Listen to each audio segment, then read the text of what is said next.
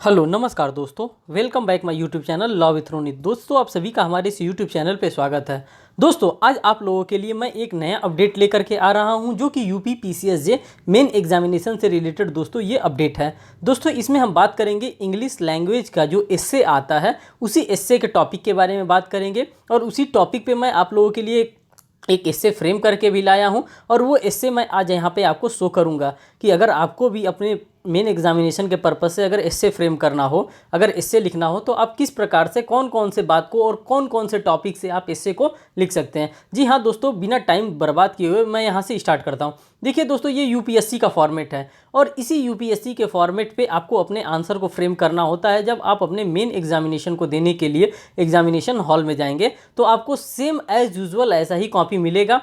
इधर से भी मार्जिन रहेगा, मीन्स कि लेफ्ट साइड से भी मार्जिन रहेगा और राइट साइड से भी मार्जिन रहेगा, और ऊपर से भी मार्जिन रहता है। और जो स्पेस बच रहा है, मीन्स कि ये जो स्पेस बच रहा है, इसी के स्पेस के अंदर आपको अपने आंसर को फ्रेम करना होता है। यही स्ट्रेटजी होता है, यही तरीका होता है, और इतना ही में आपको अपने आंसर को कंप्लीट लिखना होता है। और साथ साथ मैं आपको ये भी बता देना चाहता हूँ साथियों, कि जब आप एग्जामिनेशन देने के लिए एग्जामिनेशन सेंटर में बैठते हैं, तो वहाँ पे आपके पास एक प्रेशर रहता है, जो कि प्रेशर को आपको वहाँ पे प्रेशर फिल करना पड़ता है, पहली बात। और दूसरी बात कि आपको एक वर्ड लिमिट दिया होता है कि हाँ, ये वर्ड लिमिट में ही, इतने ही वर्ड लिमिट में लिखना है। जैसे एग्जांपल के तौर पे कि हाँ, ये 500 वर्ड लिमिट में लिखना है, ये 400 वर्ड लिमिट में लिखना है, और उसी वर्ड लिमिट में ये सारी बातों को आपको लिखना है। दोस्तों, ये सारी बातें आपको पता है, क्योंकि मैं जब वीडियो बनाता हूं तो ये सारी बातें मैं वहां पे आपको बताता रहता हूं। देखिए, यहाँ पे मैंने इंग्लिश के टॉपिक को लिया है, और इंग्लिश के एस्से का टॉपिक के लिया। और एस्से का टॉपिक कौन सा है? ये प्रीवियस ईयर पेपर का है। प्रीवियस ईयर पेपर कब का है साथियों? ये 2013 का प्रीवियस ईयर पेपर है। उसी के मैंने 3 टॉपिक को यहाँ पे ऑप्ट किया है, जिसमें से पहला टॉपिक है यहाँ पे the impact of universal declaration of human rights. जो सेकेंड टॉपिक है the right to food and security. और जो थर्ड टॉपिक है जुडिशियल एक्टिविज्म।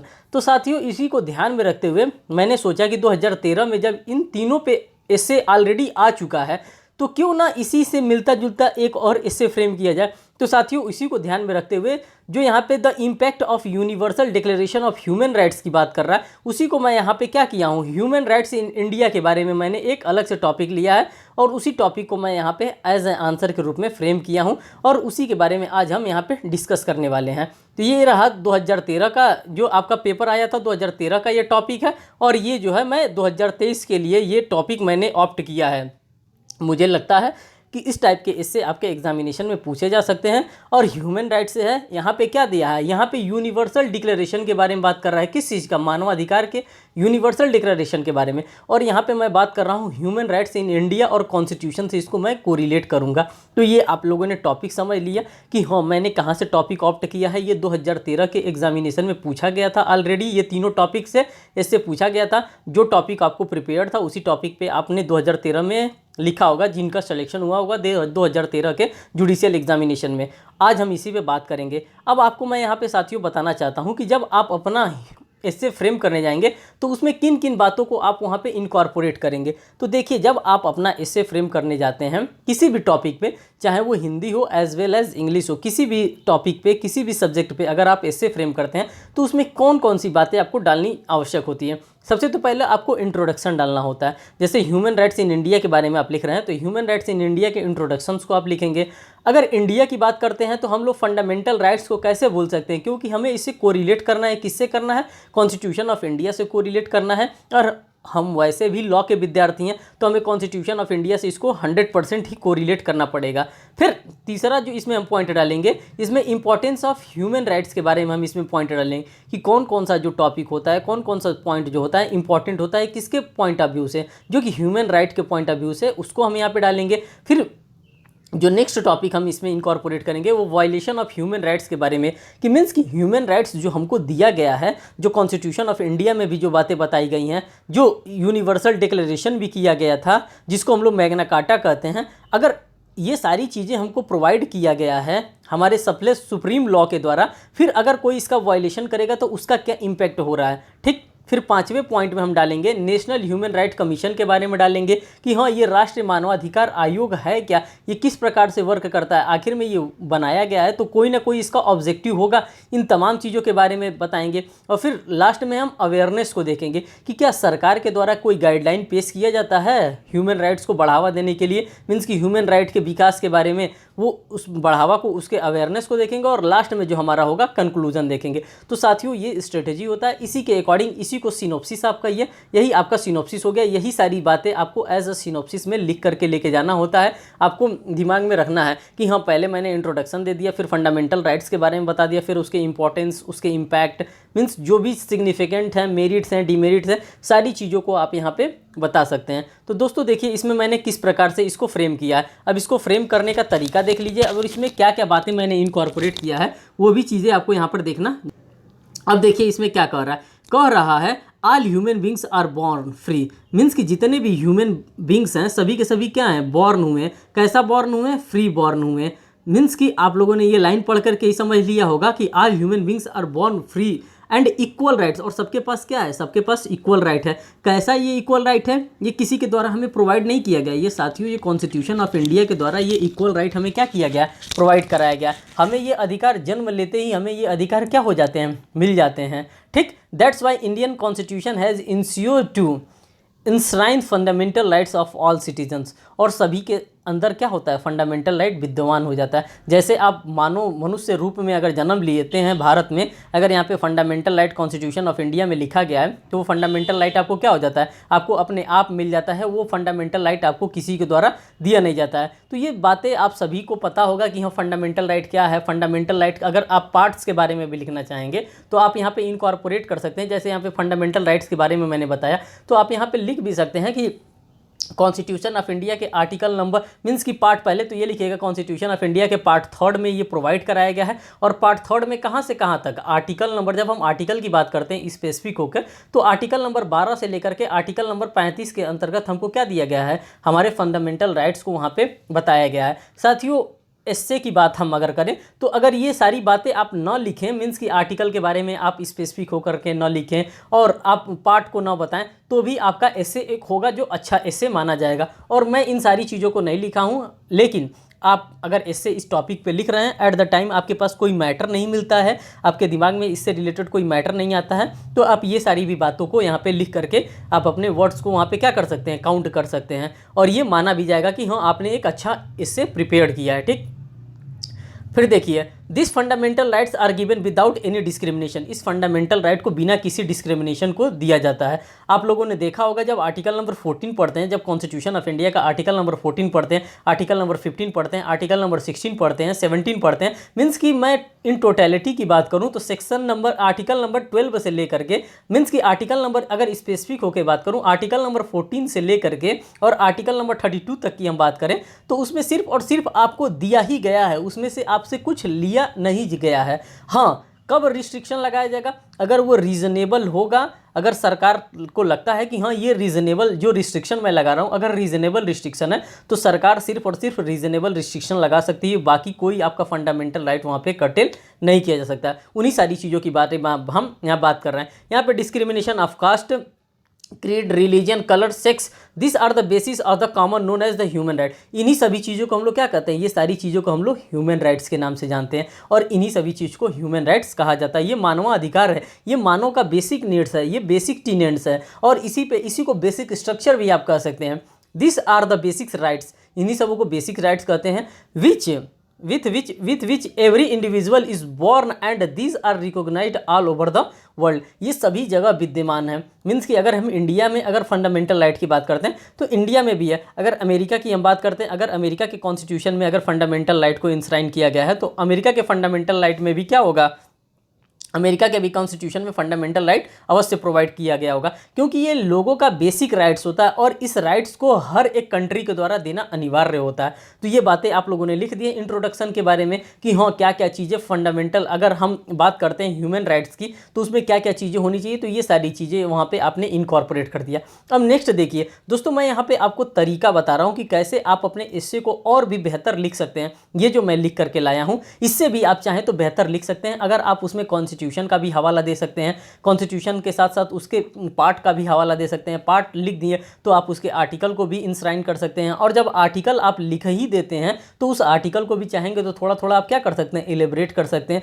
अगर आपको उस समय टाइम मिलता है, अगर वर्ड लिमिट आपका कंप्लीट नहीं हो पाता है, तो आप उसमें एक आध केस लॉ को भी इनकॉर्पोरेट कर सकते हैं। कोई मना नहीं किया गया, ये सारे काम आप कर सकते हैं। अब आगे देखिए, the constitution of India ensure right to equality. वहाँ पे राइट टू इक्वालिटी की बात करता है। कौन बात करता है? ये हमारा कॉन्स्टिट्यूशन ऑफ इंडिया बात करता है। कहाँ पे बात करता है? जब हम फंडामेंटल राइट्स को देखते हैं, राइट टू फ्रीडम के बारे में बात करता है, राइट अगेंस्ट एक्सप्लॉयटेशन के बारे में बात करता है, right to freedom of religions के बारे में बात करता है, कल्चरल एंड एजुकेशनल राइट्स के बारे में बात करता है, राइट टू कॉन्स्टिट्यूशनल रेमेडीज़ के बारे में बात करता है, जो कि हम लोग आर्टिकल नंबर 32 के नाम से जानते हैं, जिससे कि हम डायरेक्ट अपना अगर कोई भी फंडामेंटल राइट हमारा कर्टेल हो रहा है तो हम direct supreme court of India हम जा करके अपने रिट को लागू करा सकते हैं, लगवा सकते हैं। तो ये सारी बातें आपको कहाँ मिला है? ये फंडामेंटल राइट में मिला है। और ये कहाँ पे बताया गया है? ये जब हम कॉन्स्टिट्यूशन ऑफ इंडिया पढ़ते हैं तो कॉन्स्टिट्यूशन ऑफ इंडिया में ही हमको ये सारी बातें देखने को मिलती है। तो इस प्रकार से आप अपने एस्से को और भी बेहतर बना सकते हैं। To each of its citizen,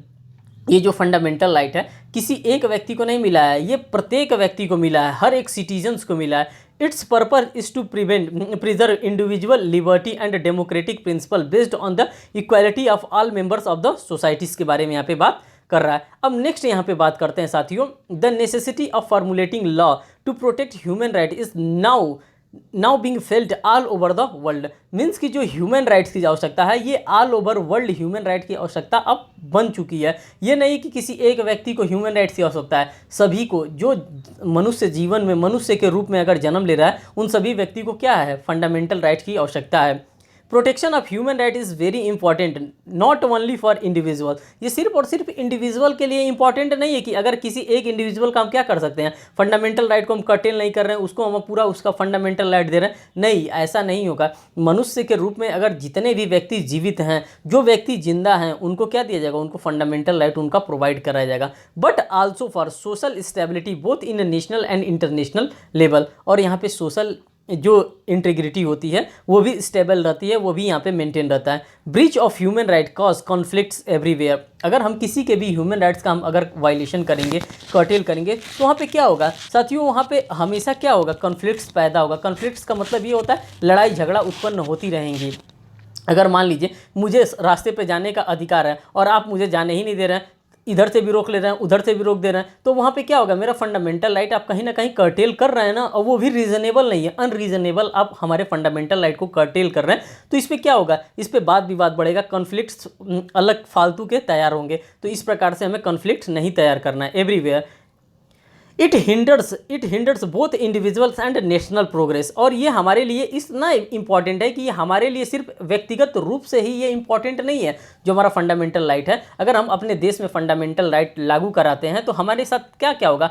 इससे हमारे देश का भी विकास होगा, हम नेशनली विकास करेंगे, हम इंटरनेशनल लेवल पर भी क्या करते जाएंगे? विकास करते जाएंगे। फंडामेंटल राइट मीन्स कि जो होता है ये बेसिक नेसेसिटी होता है प्रत्येक व्यक्ति का। तो दोस्तों यहाँ पे मैं आपको तरीका भी बताता चल रहा हूँ और ये भी बताता चल रहा हूँ कि आप कौन कौन सी बातें यहाँ पे इनकॉर्पोरेट करेंगे। अब देखिए आगे कर रहा है, unfortunately the violation of human right still continue in many parts of the world. A large number of people are deprived of the basic necessity of life like food, shelter and security to right life. Means कि इन सभी चीज़ों से लोगों को क्या किया जाता है? लार्ज अमाउंट में वंचित कर दिया जाता है। अगर किसी को किसी चीज़ से डिप्राइव्ड आप कर दे रहे हैं, वंचित कर दे रहे हैं, किस से आप इस चीज़ से वंचित कर दे रहे हैं? उसको खाने से मना कर दे रहे हैं, उसको शेल्टर से मना कर दे रहे हैं, उसकी लाइफ की सिक्योरिटी को आप मना कर दे रहे हैं, तो ये फंडामेंटल राइट नहीं है। ये कहीं ना कहीं आप क्या कर रहे हैं? किसी न किसी भी व्यक्ति के फंडामेंटल राइट को आप कहीं ना कहीं कर्टेल कर रहे हैं। और ये हमारा कॉन्स्टिट्यूशन ऑफ इंडिया होने नहीं देगा, क्योंकि साफ साफ कॉन्स्टिट्यूशन ऑफ इंडिया में लिखा हुआ है कि अगर आपका कोई भी फंडामेंटल राइट अगर कोई भी वायलेट कर रहा है तो आप डायरेक्ट 226 के अकॉर्डिंग हाई कोर्ट में आप रिट इशू करा सकते हैं, और आर्टिकल नंबर 32 के अकॉर्डिंग आप सुप्रीम कोर्ट ऑफ इंडिया में भी रिट इशू करा सकते हैं उस व्यक्ति के खिलाफ जो आपके फंडामेंटल राइट को क्या कर रहा है? कर्टेल कर रहा है। तो ये सारी बातों आपको देखना पड़ेगा, ध्यान देना पड़ेगा। अब साथियों आप आगे देखिए, आगे कह रहा है यहाँ पे, अब देखिए शेल्टर तक तो हम लोगों ने बातें कर लिया, शेल्टर के बारे में, right to security of life, to the basic minimum needs, जो उसका मिनिमम नीड्स है, जैसे उसको काम पाने का अधिकार है, हम उसके काम पाने के भी अधिकार को क्या कर रहे हैं यहाँ पे कहीं ना कहीं कर्टेल कर रहे हैं। तो ये भी हम क्या कर सकते हैं, क्या कर रहे हैं, उसके फंडामेंटल राइट्स का, उसके ह्यूमन राइट्स का हम क्या कर रहे हैं, वायलेशन कर रहे हैं। ये भी हमको नहीं करना है। हेल्थ केयर को अगर उसको वायलेट कर रहे हैं, उसको किसी भी तरह से हम उसको दवा की आवश्यकता है और हम उसको दवा नहीं लेने दे रहे हैं, तो हम क्या कर रहे हैं, उसके ह्यूमन राइट्स को हम यहाँ पे कहीं ना कहीं कर्टेल कर रहे हैं, उसके फंडामेंटल राइट को कहीं ना कहीं कर्टेल कर रहे हैं। और ऐसा हमें करने के लिए इजाज़त नहीं दिया गया है, न हमें कॉन्स्टिट्यूशन ऑफ इंडिया इस प्रकार की इजाज़त देता है, न ह्यूमन राइट हमको इस प्रकार का करने का इजाज़त देता है। And every education is denied to them, only one thing is sure here that as long as disparity of finance and economic conditions among the development and developing countries continues, human rights to the large number of people cannot to be guaranteed। ठीक, यहाँ पे guaranteed की बात कर रहा है, can not to be guaranteed means कि बड़े बड़े देशों में भी क्या किया जा रहा है, फंडामेंटल राइट जो भारत में है गारंटीड दिया गया है कि अगर आपके फंडामेंटल राइट को कोई भी कर्टेल करेगा तो आप सुप्रीम कोर्ट में भी जा सकते हैं, रीट इशू करा सकते हैं, as well as high court में भी आप रीट इशू करा सकते हैं। बट यहाँ पे कह रहा है कि जो बड़े बड़े डेवलपिंग कंट्री हैं वो भी अभी तक फंडामेंटल राइट लोगों को क्या किए हैं, नहीं प्रोवाइड किए गए हैं। और वो फंडामेंटल राइट अगर प्रोवाइड भी कर दिए हैं तो वो फंडामेंटल राइट वो गारंटीड नहीं किए हैं वहाँ पे। जैसे इंडिया में फंडामेंटल राइट गारंटी है कि हाँ, गारंटी दिया जा रहा है, किसके द्वारा दिया जा रहा है, कॉन्स्टिट्यूशन ऑफ इंडिया के द्वारा गारंटी दिया गया है कि अगर आपके किसी भी फंडामेंटल राइट को वायलेट किया जाएगा तो उसको किसी भी हद पे बर्दाश्त नहीं किया जाएगा।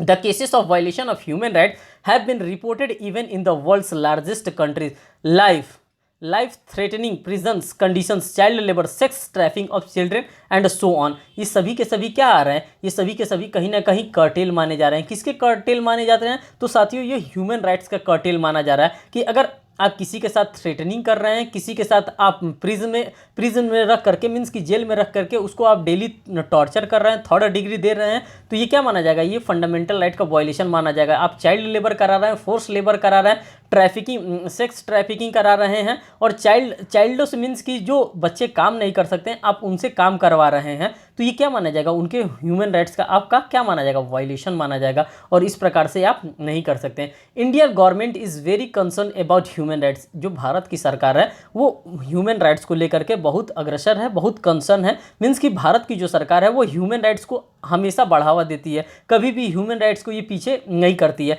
इसीलिए नहीं करती है क्योंकि कॉन्स्टिट्यूशन निर्माताओं ने, जो कॉन्स्टिट्यूशन हमारे मेकिंग फादर थे जिनके द्वारा कॉन्स्टिट्यूशन बनाया गया था, बाबा साहब भीमराव अम्बेडकर जी के द्वारा, उन्होंने फंडामेंटल राइट्स को रखा था। और फंडामेंटल राइट्स को रखा था, अच्छी बात है, लेकिन सबसे बड़ा हथियार उन्होंने दे दिया आर्टिकल नंबर 32। और आर्टिकल नंबर 32 देने का मतलब ये है कि हमारे पास रिट इशू करने की शक्ति है। एक सामान्य व्यक्ति का भी अगर फंडामेंटल राइट अगर कर्टेल किया जा रहा है तो वो भी कहाँ जा सकता है, वो भी सुप्रीम कोर्ट ऑफ इंडिया जा सकता है, और वो भी कहाँ जा सकता है, हाई कोर्ट में जा सकता है, अपने स्टेट के हाई कोर्ट में भी जा सकता है। कब, अगर उसका कोई फंडामेंटल राइट का वायलेशन हो रहा है, अगर उसके ह्यूमन राइट का वायलेशन हो रहा है तो इस कंडीशन में। तो ये बात बताई जा रही है, गवर्नमेंट ऑफ इंडिया इसको लेकर के बहुत कंसर्न है। अब देखिए, human rights act 1993 formed the national human right commission. ये फॉर्म किया गया था किसके द्वारा, राष्ट्रीय मानवाधिकार आयोग के द्वारा, मीन्स की नेशनल ह्यूमन राइट कमीशन के द्वारा। इसका अब ऑब्जेक्ट क्या है, it's object is to look into the cases relating to the human rights. ये जो राष्ट्रीय मानवाधिकार आयोग बनाया गया है, मीन्स की नेशनल ह्यूमन राइट कमीशन बनाया गया, ये इसलिए बनाया गया है कि ये ऑब्जर्व करेगा, क्या ऑब्जर्व करेगा कि लोगों का मीन्स कि किसी के द्वारा किसी का भी फंडामेंटल राइट्स का किसी भी प्रकार से वायलेशन तो नहीं किया जा रहा है। अगर वायलेशन किया जा रहा है तो उसके रोकथाम के लिए क्या बनाया गया था, ये नेशनल ह्यूमन राइट कमीशन को यहाँ पे बनाया गया था। The cases of human rights violates the commission takes action against the concern people.